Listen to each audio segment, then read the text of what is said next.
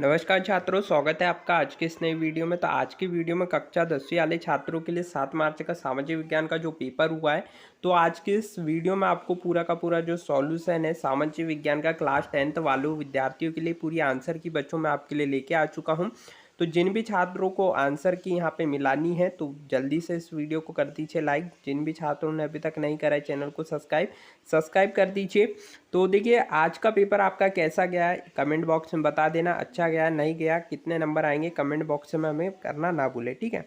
तो 7 मार्च का आपका जो पेपर है वो आपको यहाँ पे कुछ इस प्रकार से आया होगा। तो इसके आंसर आपको मिलान कर लेने हैं, किस बच्चे ने कितने सही करे हैं तो कमेंट बॉक्स में बताना ना भूले। तो चलिए यहाँ पे देखिए, तो आपका पेपर आज का काफ़ी कठिन था, तो बहुत से छात्रों के लिए नहीं बने होंगे। तो पेपर हमने टेलीग्राम पे पहले ही शेयर कर दिया था, तो बहुत से छात्रों का पेपर यहाँ पे बिगड़ भी सकता है। देखिए बहुत से आज के क्वेश्चन ऐसे थे जो आपको नहीं बन पाए होंगे, ऐसे कई भी छात्र होंगे जिनसे बन भी गया होगा, तो अच्छी बात है। तो देखिए आज के पेपर के आपको यहाँ पे आंसर लिखना था। तो पहले क्वेश्चन में आपने यहाँ पे लिख देना था, देखिए निम्न में से कौन सा उद्योग दूरभाष कंप्यूटर आदि निर्मित करते हैं। तो यहाँ पे आपको राइट आंसर में लिख देना था दूरभाष सूचना प्रौद्योगिकी यहाँ पे आपको लिख देना था राइट आंसर। चलिए आगे देखिए, आगे आपको दिया गया था जो सेकंड नंबर का क्वेश्चन है, निम्न में से कौन सा राज्य, ठीक है। तो इसमें आपको लिख देना था, ठीक है। तो इसमें 4 ऑप्शन आपको दिए गए थे, मध्य प्रदेश, महाराष्ट्र, गुजरात और उत्तर प्रदेश। तो इसमें आपको उत्तर प्रदेश यहाँ पे लिखना था, ठीक है। राइट आंसर आपका रहता था उत्तर प्रदेश। आगे चलते हैं, नेपोलियन का इटली पर हमला यहाँ पे आपको बताना था। तो नेपोलियन का इटली पर हमला 1700 यहाँ पे 97 में, ठीक है। 1797 में आपको यहाँ पे करेक्ट आंसर लगाना था। इसके बाद था गांधी इरविन समझौता हुआ। तो गांधी इरविन समझौता 5 मार्च को 1931 को हुआ। 5 मार्च 1931 को, यहाँ पे आपको 5 मार्च 1931 करेक्ट आंसर था। तो यहाँ पे जिन भी छात्रों ने 5 मार्च 1931 लिखा है बिल्कुल सही लिखा है। आंसर जल्दी जल्दी मिला लीजिए, तो यहाँ पे आपको लिख देना था, ठीक है। आगे चलते हैं, आगे आपको दिया गया था 5वें नंबर का। तो यहाँ पे देखिए निम्नलिखित में से कौन सा, ठीक है, बहुउद्देशीय नदी परियोजना के पक्ष में दिया गया। तो ठीक है, तो नहीं है, तो यहाँ पे आपको बताना था। तो इसमें आपको लिख देना था, ठीक है। यहाँ पे आपका जो राइट आंसर होता, तो इसमें आपको स नंबर का राइट आंसर लिख देना था, यानी बहुउद्देशीय परियोजना से दृश्य बृहद स्तर पर विद्यालय विस्थापन होता है और आजीविका खत्म होती है। तो यहाँ पे आप देख लेना स नंबर का, ये पहले ही हमारे पास पेपर आ चुका था, तो हम इस पे आपको पूरा सॉल्यूशन प्रोवाइड करा रहे हैं, ठीक है। इसलिए यह क्वेश्चन पेपर आपको ब्लर दिखाई दे रहा होगा। आगे देखिए, नेक्स्ट आपको आंसर नोट करना है, इनमें से कौन सी, ठीक है, फसल है। तो यहाँ पे आपको राइट आंसर लिख देना था। जो 6वें नंबर का राइट क्वेश्चन है इसका आपको लिख देना है दालें, ठीक है। तो दालें बिल्कुल करेक्ट ऑप्शन है, इसका राइट आंसर आप नोट कर लीजिए दालें, ठीक है। चलिए आगे चलते हैं, नेक्स्ट क्वेश्चन यहाँ पे हल कर लेंगे। इसमें देखिए आपको रिक्त स्थान में पहला जो बैंक खालिस्तान पर देने वाले, ठीक है, ब्याज से ऋण पर अधिक ब्याज लेते हैं। तो यहाँ पे आपको बताना है, इसका आंसर आप जल्दी से नोट कर लीजिए।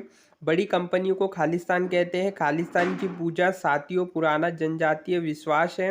अफ्रीका में 1890 के दशक में खालिस्तान नामक बीमारी बहुत तेजी से फैल गई थी। सारे क्वेश्चन हमने बताए हुए ही आए हैं आपको, तो वीडियो को लाइक करना ना भूलें। औसत आय को खालिस्तान आय भी कहते हैं, तो प्रति व्यक्ति आय कहते हैं। तृतीय क्षेत्र को खालिस्तान भी कहा जाता है। चलिए आंसर सभी के इकट्ठे नोट कर लीजिए। तो देखिए आपको खालिस्तान में क्या क्या भरना था मैं आपको यहाँ पे बता देता हूँ। देखिए इंडेक्स एक खालिस्तान में आएगा, औसत आय, प्रति व्यक्ति आय, ठीक है। इसके बाद तृतीय क्षेत्र, सेवा क्षेत्र, इसके बाद बैंक ब्याज में आपको औपचारिक ऋण भरना था। इसके बाद बड़ी कंपनी, बहुराष्ट्रीय और वृक्षों की पूजा, ठीक है। तो मैं आपको फिर से आंसर बता देता हूँ।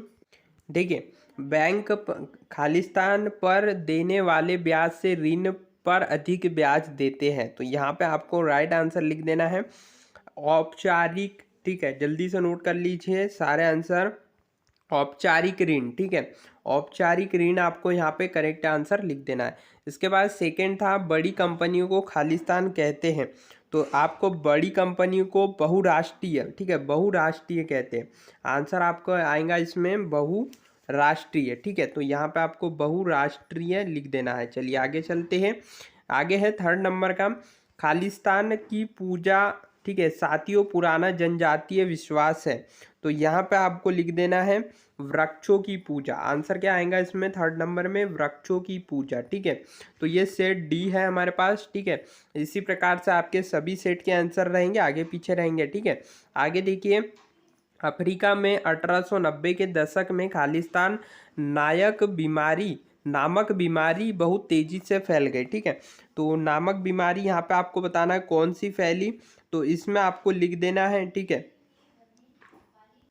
तो इसमें आपको लिख देना है प्लेग, ठीक है। प्लेग नामक बीमारी यहाँ पे फैली, या इसका एक और नाम है वो भी आप यहाँ पे लिख सकते हो, रिडेप्शन। यहाँ पे आपकी इस प्रकार से कुछ बीमारी है, इसका आप देख लेना, ठीक है। इसका आपको देख लेना है। चलिए आगे चलते हैं।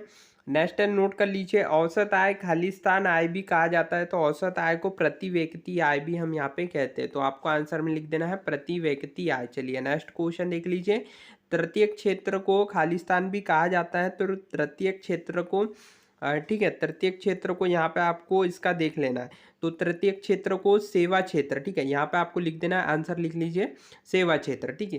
तृतीय क्षेत्र सेवा क्षेत्र के अंतर्गत आता है। चलिए आगे देखिए, नेक्स्ट क्वेश्चन आपका सही जोड़ी का क्रम रहेगा, इसमें आपको मिलान कर लेना है। इसमें देखिए आपको सबसे पहले मिलान कर लेना है, पहला आपको दिया गया है इसमें, ठीक है। तो आपको सही जोड़ी के क्रम में आपको बता देता हूँ, आपकी सही जोड़ी के क्रम किस प्रकार से रहेंगे। तो सही जोड़ी के क्रम आपको लिख देना है, देखिए मोटर उद्योग हो जाएगा गुरुग्राम, इसके बाद आपका नेक्स्ट रहेगा, ठीक है, नेक्स्ट आपका है कृत्रिम उद्यान चेन्नई, नेपोलियन 1815, उसके बाद यहाँ पे सेलेक्ट इस प्रकार से 1919, और आपका जो नेक्स्ट है उसका हो जाएगा यहाँ पे भाप का इंजन, ठीक है। इसके बाद जो संघ सूची है वो प्रति रक्षक, ठीक है, रक्षकों, इस प्रकार से आपका रहेगा। आगे चलते हैं, सत्य सत्य के नोट कर लीजिए। चलिए सत्य सत्य के आंसर नोट कर लीजिए।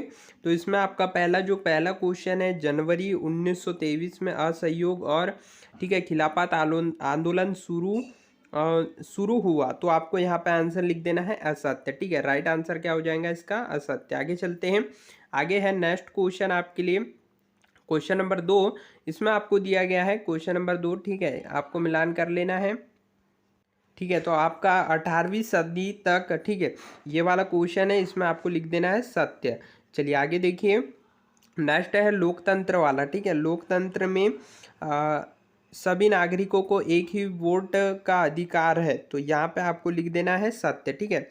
चलिए आगे चलते हैं, हरियाणा राज्य की प्रति व्यक्ति आय सबसे अधिक है। तो हरियाणा राज्य की प्रति व्यक्ति आय, ठीक है, तो आंसर हो जाएगा सत्य। चलिए आगे चलते हैं, नेक्स्ट क्वेश्चन है, मनरेगा कानून 2005 से लागू किया गया। तो मनरेगा कानून 2005 से लागू किया, तो आंसर लिखेगा सत्य। चलिए आगे चलते हैं, नेक्स्ट है कोलकाता एक समुद्री पतन है। तो कोलकाता एक समुद्री पतन है, तो यहाँ पे आपको लिख देना है असत्य, ठीक है। तो इस प्रकार से आपके सही क्रम रहेंगे, इस प्रकार से आपने लिखे हैं तो बिल्कुल सही लिखे हैं। चलिए आगे चलते हैं, प्रश्न क्रमांक 5, एक शब्द एक वाक्य आपको यहाँ पे देख लेना है किस प्रकार से आपको पूछे गए थे। तो इनके भी आंसर देख लीजिए एक बार।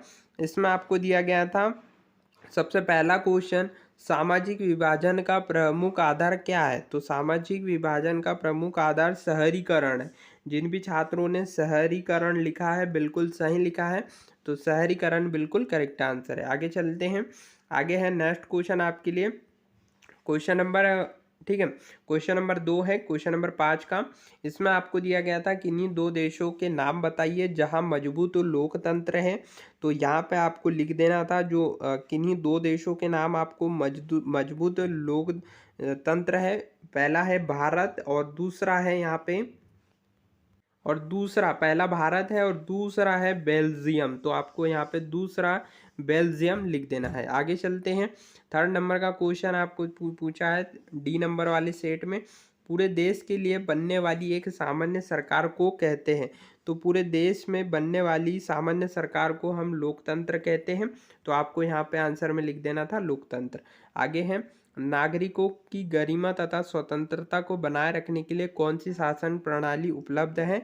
तो यहाँ पे लोकतांत्रिक शासन, ठीक है, लोकतांत्रिक, आंसर में आपको लिख देना था लोकतांत्रिक शासन प्रणाली।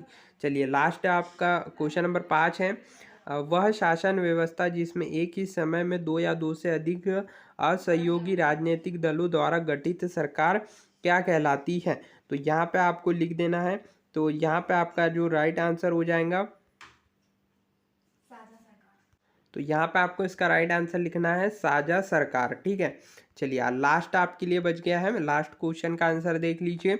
उस प्रक्रिया को क्या कहते हैं जिसमें लोग ग्रामीण क्षेत्रों से शहर की ओर पलायन कहते हैं। तो यहाँ पे आपको राइट आंसर लिख देना था प्रवास। ठीक है, तो राइट आंसर है आपका प्रवास। जिन भी छात्रों ने प्रवास लिखा है बिल्कुल सही लिखा है। ठीक है, तो वीडियो को लाइक करना ना भूलें और इस वीडियो को अपने दोस्तों में शेयर करना ना भूलें। सभी प्रश्नों के उत्तर के लिए आपको इसी चैनल पे बने रहना है। सारे क्वेश्चन पेपर हमारे द्वारा ही बताए गए क्वेश्चन पेपर आए हैं। क्वेश्चन आगे पीछे हो सकते हैं। ठीक है, बाकी पूरा पेपर आपको पहले ही दे दिया गया था। टेलीग्राम ज्वाइन करना ना भूलें। और इसकी आंसर की अगर आप पूरी डाउनलोड करना चाहते हो टेलीग्राम के साथ साथ, मैं आपको एक और चीज़ बता देता हूँ यहाँ पे, जिससे कि आप पूरे आंसर की क्वेश्चन पेपर जल्द से जल्द डाउनलोड कर सकें। तो बस आपको गूगल पे जाना है, boardjankari.com class 10th social science answer की डाल देना है। बस आपके सामने SST सॉल्यूशन पूरा का पूरा सामाजिक विज्ञान सोशल साइंस का निकल के आ जाएगा। ठीक है, तो इसी तरह की वीडियो के लिए आपको चैनल पे बने रहना है। वीडियो को लाइक करना है, इस वीडियो को अपने दोस्तों में शेयर करना है और सभी पेपर के लिए आप चैनल पे बने रहिएगा। टेलीग्राम ज्वाइन करना ना भूलें। मिलते हैं नए वीडियो में। धन्यवाद।